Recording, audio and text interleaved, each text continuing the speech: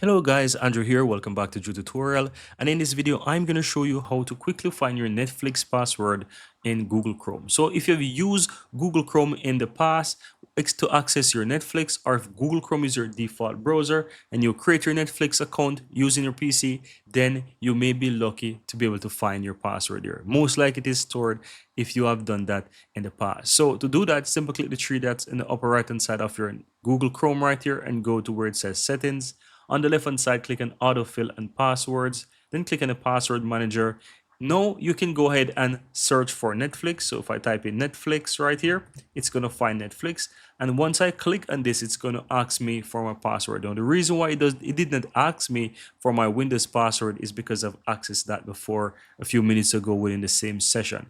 So if you close your browser, you just open up your browser and following these steps, you will receive a pop-up asking you for your password if you have Windows password on your PC, right? So you need to enter that, and from here you'll be able to see your Google account or whichever account that you use to create the Netflix account, and you will be able to see the email address and the password. Now to view the password, just simply click on this little I right here for any password really, and it's going to reveal that password to you. And that's pretty much it, guys. Very easy and very simple.